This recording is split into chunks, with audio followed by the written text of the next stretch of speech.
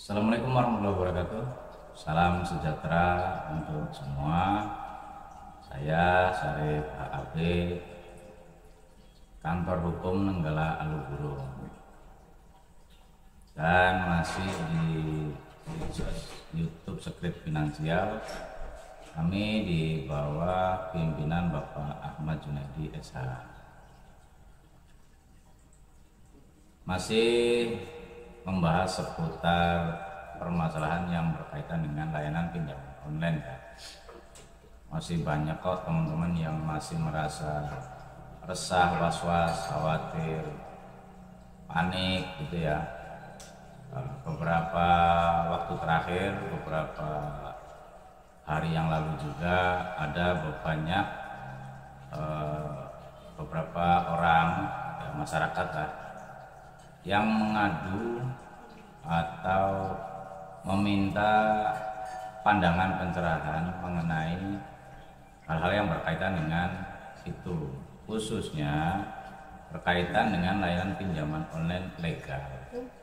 Dan yang paling mendasar adalah bagaimana cara untuk menyesuaikan atau mengendalikan hal-hal yang berkaitan dengan penagihan itu ya. Hal-hal yang berkaitan dengan penagihan pun khususnya berkaitan dengan penagihan yang tidak secara langsung. Penagihan-penagihan itu artinya gini, penagihan yang tidak secara langsung terhadap nasabahnya. Jadi konteks penagihan itu terjadi pada lingkarannya ya, terjadi pada keluarganya, terjadi juga pada perusahaannya. Itu sih yang disampaikan oleh mereka pada kami.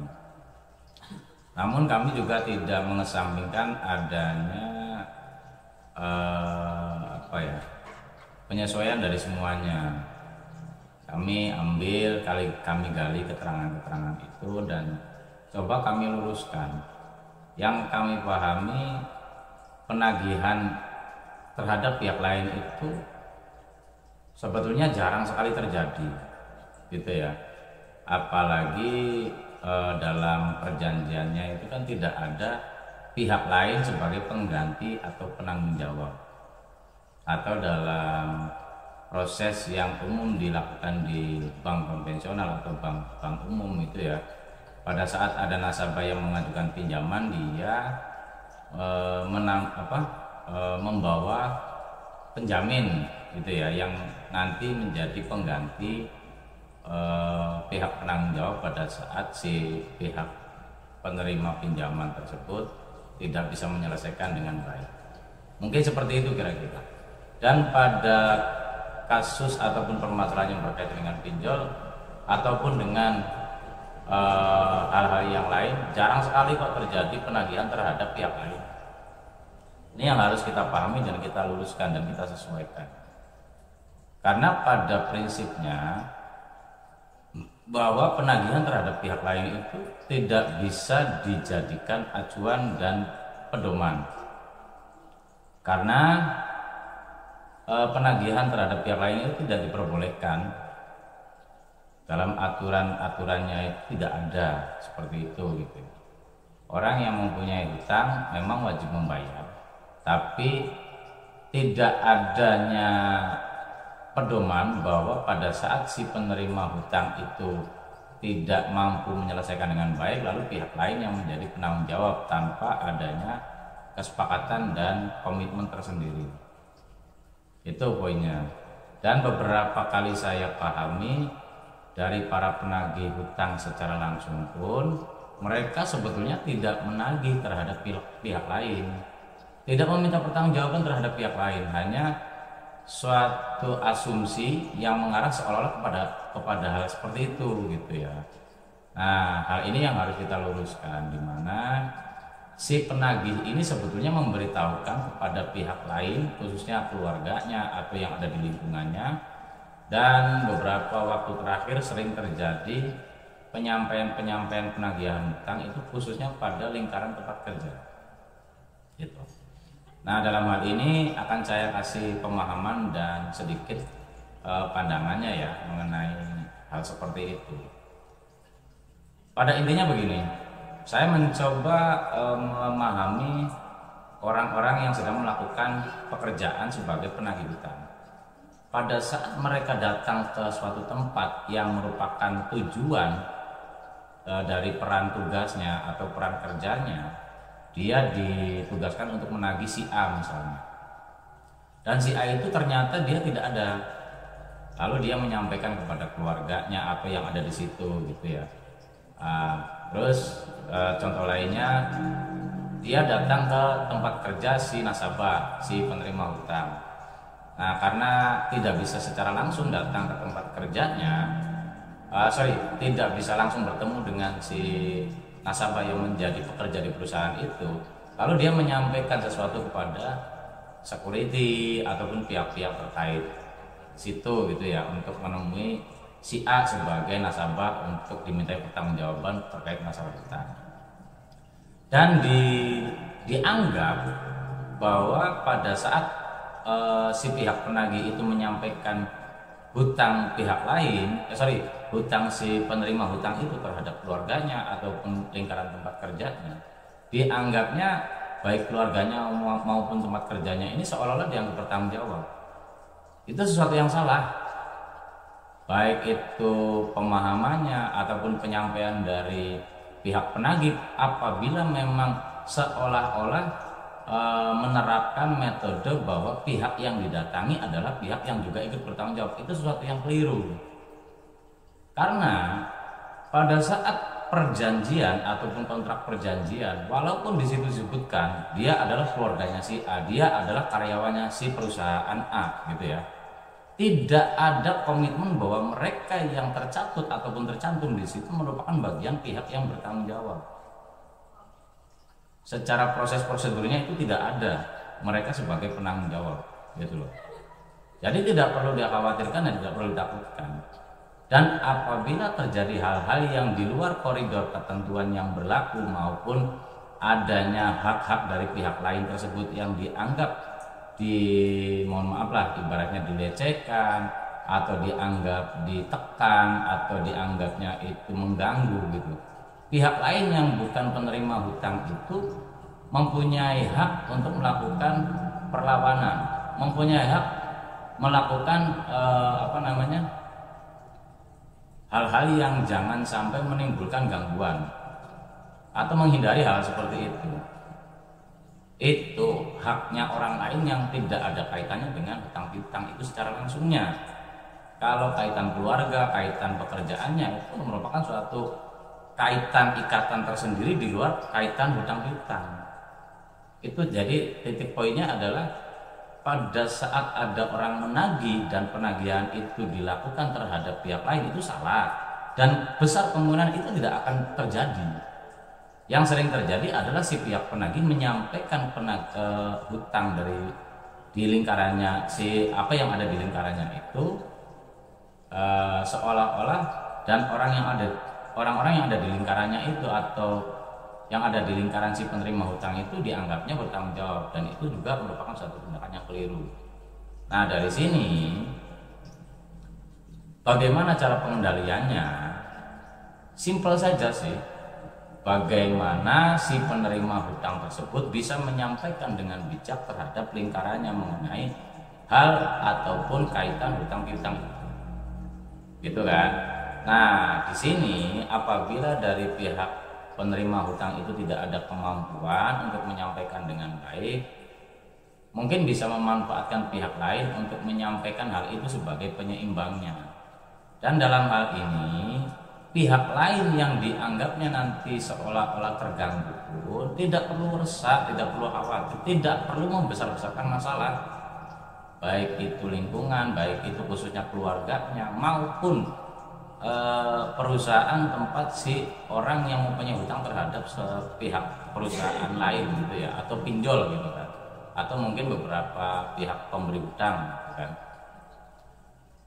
Jadi pada saat ada pihak lain yang mengganggu pihak lain yang tidak ada kaitan dari objeknya suatu permasalahan, nah ini tentu di luar dari koridor. Jadi mau si pihak keluarganya, pihak lingkungannya ataupun tempat kerjanya merasa terganggu dan tidak mau menerima pun itu berhak gitu loh. Mereka keluarganya punya hutang sedikit mau banyak, mau dia nggak bayar sekalipun, tidak ada kaitan dengan keluarganya. Perusahaan walaupun punya karyawan yang karyawannya punya hutang dan hutangnya itu tidak dibayar-bayar, nggak ada kenyataan bayar sekalipun, nggak ada urusan gitu loh. Apabila perusahaan itu seolah-olah dicemarkan oleh pihak tertentu, dianggap diresahkan oleh pihak tertentu, diganggu oleh pihak tertentu, objektifnya adalah pada saat gangguan itu terjadi, siapa yang melakukan gangguan itu? Iya kan? Bukan karyawan yang berhutang lalu menjadikan ini terganggu, bukan itu. Bukan karena di dalam lingkaran keluarga ada yang punya hutang sehingga keluarganya merasa terganggu karena adanya penagihan, bukan itu. Pada saat adanya penagihan dan terjadi kepada pihak lain yang bukan dari nasabahnya secara langsung, si orang lain ataupun pihak lain yang ada di lingkaran si penerima hutang itu, ya ada banyak hal yang bisa dilakukan, bisa menyeimbangkan suasana. Misalnya mungkin nanti akan disampaikan kalau ketemu sama orangnya, atau mungkin pada saatnya nanti akan disampaikan. Misalnya di tempat kerja mungkin nanti pada saat setelah jam kerja selesai akan disampaikan, atau mungkin nanti juga akan barangkali ada hal-hal yang bisa diupayakan sebaiknya gitu loh. Jadi pada saat ada pihak penagih menagih hutangnya pihak orang lain yang walaupun itu adalah bagian dari keluarganya, di situ adalah bagian dari karyawan ataupun pekerja dari suatu perusahaan ataupun instansi gitu ya, itu tidak ada kaitan sama sekali gitu. Orang yang merasa terganggu atas hal orang lain itu mempunyai hak untuk menolak ataupun mencegah jangan sampai dia itu terlibat di dalamnya, boleh. Karena itu ada hak prerogatif gitu kan, dari individu seseorang maupun dari perusahaan.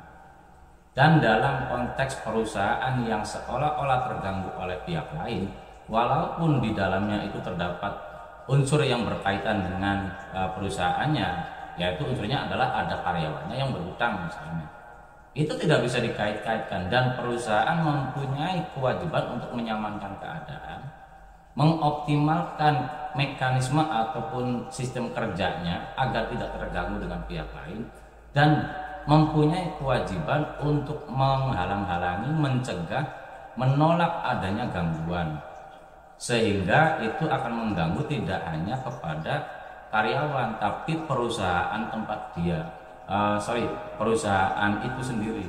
Karena pada saat adanya gangguan, sistem kerjanya mungkin kan tidak optimal dan itu akan mengganggu efektivitas pekerjaan. Jadi si perusahaan maupun keluarga yang seolah-olah merasa terganggu punya hak untuk menolak dan punya hak untuk mengesampingkan itu, gitu loh. Bagaimana hal-hal yang bisa disesuaikan, bagaimana hal-hal yang bisa dikendalikan, maupun bagaimana hal-hal yang bisa dihadapi, silakan teman-teman bisa membuka ruang pemikiran untuk mendapatkan pengetahuan dan pemahaman secara intensif, secara kontinu, secara khusus. Untuk penyesuaiannya bisa teman-teman memahami lebih lanjut dengan mengikuti medsos seperti finansial maupun ikut bergabung di dalamnya, karena kami juga ada grup yang bisa menjadi ajang penguatan pengetahuan dan pemahaman tersebut untuk pengendaliannya, untuk penyesuaiannya. Ataupun barangkali teman-teman yang ingin mendapatkan pencerahan secara khusus, pendampingan secara khusus perihal menghadapi dan mengendalikan hal-hal tersebut ataupun menyesuaikan permasalahan tersebut, silakan teman-teman bisa menanyakan kepada admin yang ada di medsos YouTube ini. Ya kan, teman-teman bisa menanyakan, teman-teman mau mengkomunikasikan ataupun mengkonsultasikan secara langsung ataupun mau masuk di komunitas grup kita, silakan. Itu ya kira-kira, mungkin itu saja yang bisa saya sampaikan sementara ya. Mungkin nanti akan ada ulasan-ulasan lain yang akan saya sampaikan ataupun pimpinan kami sampaikan ataupun mungkin nanti teman-teman kami dari kantor hukum Nenggala Alogoro yang akan muncul di medsos ini, di YouTube ini. Nah, itu yang akan menjadi acuan di mana teman-teman bisa lebih menguatkan diri dalam mendapatkan pengetahuan dan pemahaman. Itu aja ya, mohon maaf tidak bisa lama dan tidak bisa jauh lagi. Mudah-mudahan ini cukup bermanfaat buat teman-teman. Kurang dan lebihnya mohon maaf. Sekali lagi saya ucapkan terima kasih. Wassalamualaikum warahmatullahi wabarakatuh. Salam.